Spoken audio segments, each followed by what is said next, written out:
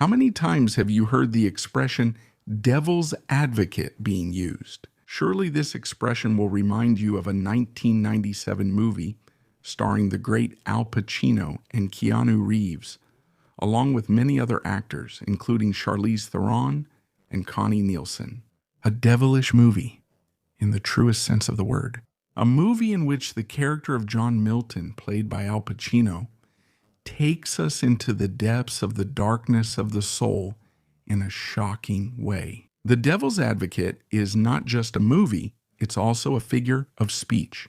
For example, what does it mean to play the devil's advocate? It means intentionally taking a contrary or skeptical position in a discussion, even if you don't necessarily agree with it, just to provoke your opponent or to test the strength of their argument, maybe to highlight their weak points, or to fuel a debate that can sometimes get very heated.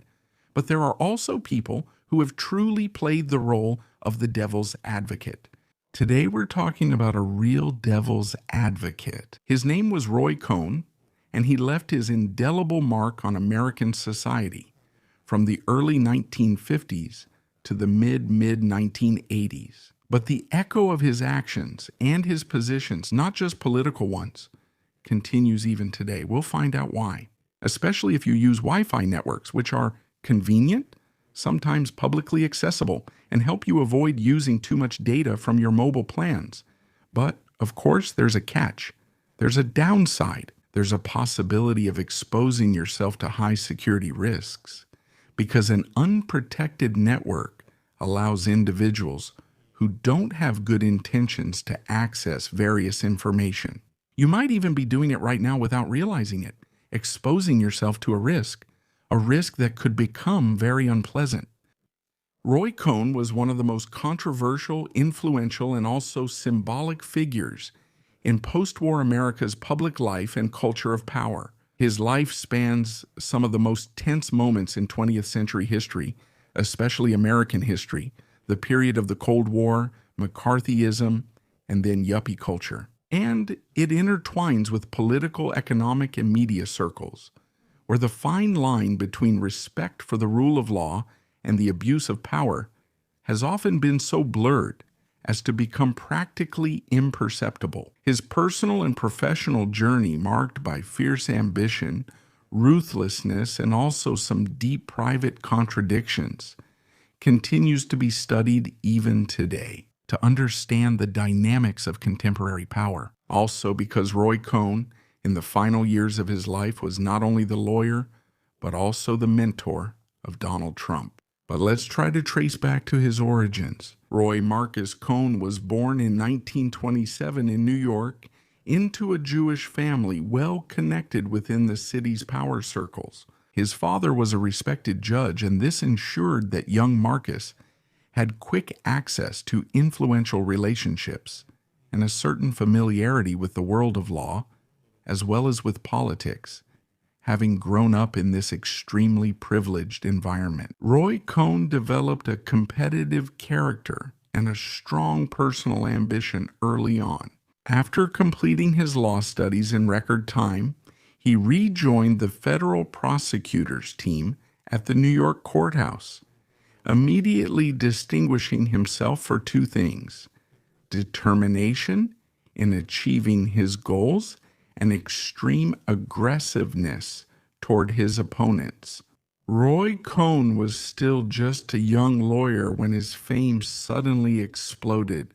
It's the early 1950s, the years of the Red Scare, which we've already talked about in two videos, one dedicated specifically to the Red Scare, and the more recent one about the Rosenberg couple. And it's precisely during that period, the time of the trial of Julius and Ethel Rosenberg, that Roy Cohn rises to prominence. The couple, who were accused of passing nuclear secrets to the Soviet Union, are arrested, imprisoned, and brought to trial. The case takes place in a climate of intense international tension.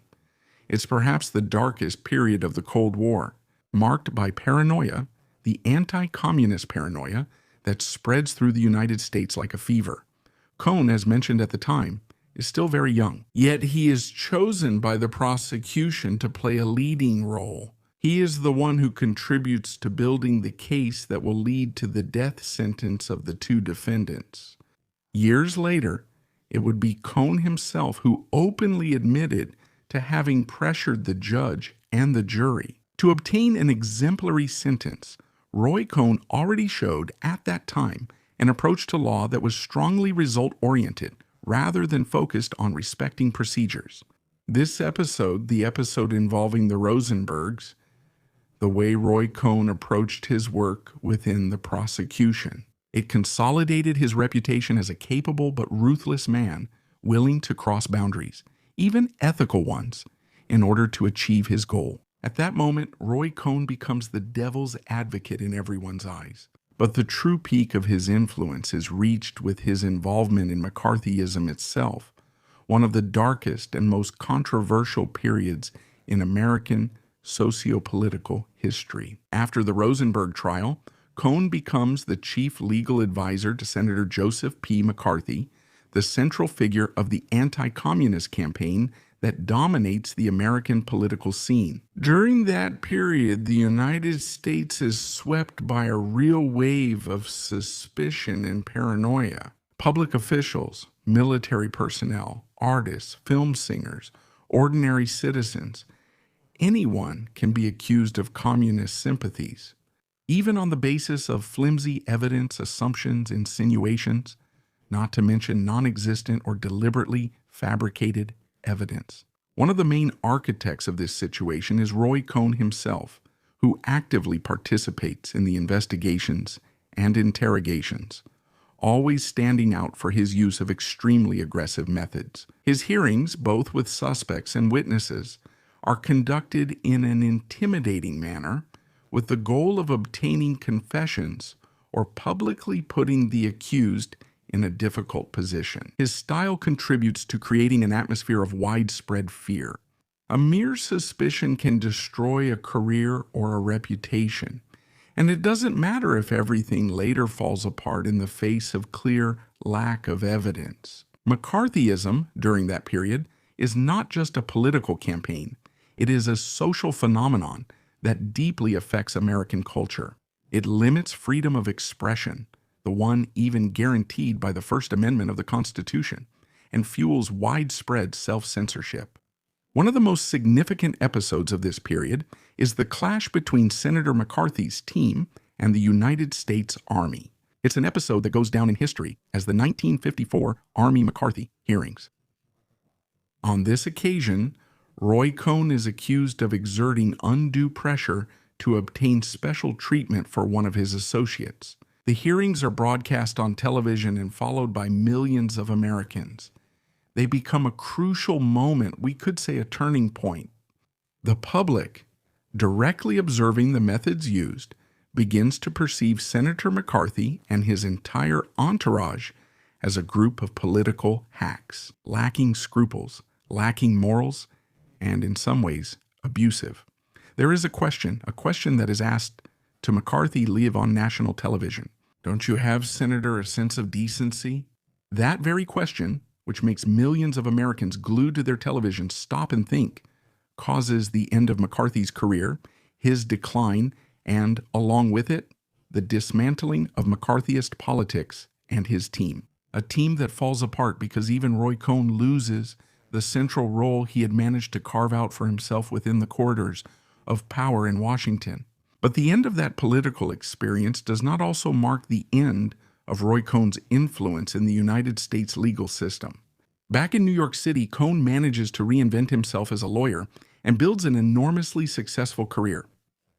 In this new phase, he becomes the go-to lawyer for a wide range of very powerful clients, obviously with great financial resources. There are entrepreneurs, there are politicians, there are celebrities, and there are also some controversial figures, including mobsters. Roy Cohn's law firm becomes a meeting point between different worlds of power, economic power, social power, media power, and criminal power. He himself becomes the devil's advocate for an informal network of relationships that at the time characterizes the city and makes it anything but a paradise. New York, between the 1960s and 1970s, experiences a period of extreme contrast between the bright lights and the dazzling parties of Manhattan and the poverty that affects almost every neighborhood. But Roy Cohn doesn't worry about this at all. On the contrary, he consolidates the method he had already experimented with during McCarthyism: aggressiveness, ability to intimidate, strategic use of the media, from radio and television to the interviews he gives. Cohn doesn't just defend his clients in court. No. He builds real media campaigns to sway public opinion one way or another, influence viewers and readers, and put pressure on the opposing side. In this sense, Roy Cohn anticipates a model for managing conflict, not only in legal terms, but in communications as well, a model that would be seen many years after his death. And it is precisely in this particular context that, in the mid-1970s, Roy Cohn meets an ambitious young man, the heir of a family of real estate developers, named Donald J. Trump. Donald Trump at the time is still at the beginning of his career. He has a father who put him in his own small real estate empire, a brother who has serious behavioral problems and issues with alcohol abuse. But he also has great ambitions, Donald Trump, in addition to having legal problems. At that time, Donald Trump is facing a lawsuit filed by the Department of Justice for alleged racial discrimination within his properties. Trump manages apartments created in buildings owned by his father, rented out to a multitude of people. Some of his tenants report him. They report his practices, which are said to be not just latent but clearly racist. Trump risks getting into trouble. That's why he turns to the man considered the best lawyer around. And how does Roy Cohn react? He asks him for a hefty advance and then suggests that he radically change his strategy.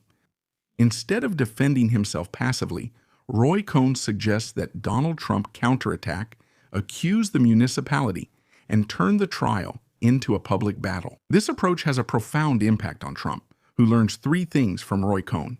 The first, always declare yourself the winner, no matter what, and do it first. Never let others do it for you. The second, deny, always deny. Deny everything, even deny the obvious. And above all, deny being in trouble. Third, attack, always attack. Be the first to do it. Never let others take the initiative. These lessons, which are taught by Roy Cohn to Donald Trump, if you look closely, still have an effect today. But going back to that period, to the mid-70s, for the young Trump, Roy Cohn is a mentor who passes on to him a vision of social conflict based on some absurd principles. Never admit fault, use the media as a means of applying pressure, and turn what could be crises into opportunities. Many impartial observers, many political scientists, have pointed out how this teaching has heavily and lastingly influenced Donald Trump's communication style and later his political style. Roy Cohn accompanies Trump through the first half of the 80s. He accompanies him, first in the racial discrimination lawsuit, which they won, then in the lawsuit to obtain ownership and the possibility to renovate the Wyatt Hotel. They won that one too. Later, Roy Cohn also assists Donald Trump in the construction of Trump Tower, the first one, the original one, then in business in Atlantic City, and in his rapid, voracious expansion in the business world, sometimes even in conflict with his own family. But there's something wrong between the two of them. Something starts to crack. At a certain point, Donald Trump distances himself from his lawyer. According to Donald, it's Donald Trump's desire to free himself from a heavy shadow, that of Roy Cohn, who was useful as a mentor, but is no longer necessary. The other is Roy Cohn's private life. Roy Cohn is officially a successful man who entertains wealthy guests, who throws beautiful parties at his house every time he faces an accusation, even in the media, of being aggressive or a degenerate. Roy Cohn responds in his own way. He is the perfect American. The degenerates are definitely others who don't understand the beauty of the American lifestyle. Above all, Roy Cohn denies two things: being sick and being homosexual. He denies both until the end, until his death. Some of his friends would say that Roy Cohn wasn't exactly homosexual. He was a man who loved power so much that he was aroused by the idea of dominating other men sexually as well.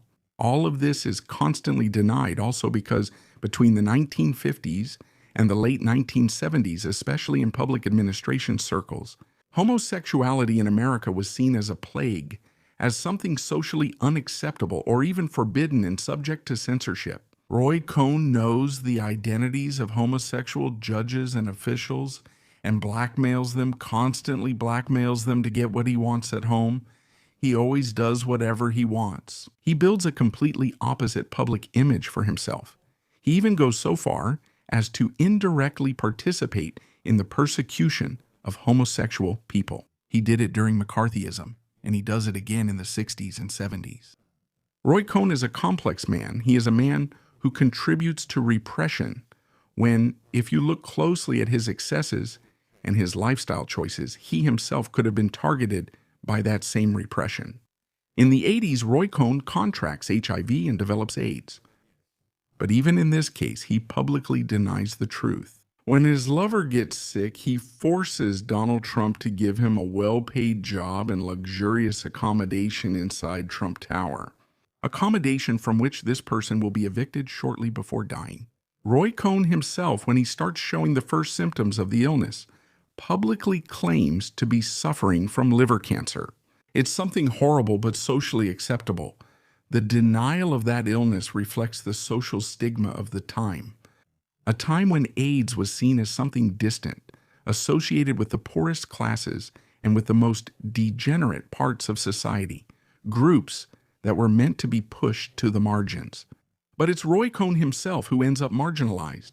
Between 1984 and 1986, his relationship with Trump cools off, to say the least. The last time Roy Cohn sees Donald Trump is at a birthday party at Mar-a-Lago in Florida. After the celebrations, the room that had been given to Roy Cohn so he could rest is disinfected by Trump himself, who from that moment on completely cuts ties with his old lawyer. Roy Cohn dies of AIDS in 1986, a few weeks after being permanently disbarred for improper conduct. Impropria e indegnità morale. After dodging accusations for his hyper-aggressive methods so many times, Roy Cohn pays all at once for what he had done before. His legacy is still a source of debate today. For some, Roy Cohn was a brilliant lawyer, a skilled strategist able to move with extraordinary effectiveness in the centers of power. For others, Roy Cohn represented a symbol of abuse, manipulation, and a complete lack of ethics. He has been portrayed many times on stage and on screen, sometimes described as a tragic character, other times as a devil in a double-breasted suit. But overall, the life of Roy Cohn offers a revealing look at some fundamental dynamics of modern power: the use of fear as a political tool, the centrality of using the media in constructing reality or a metaverse,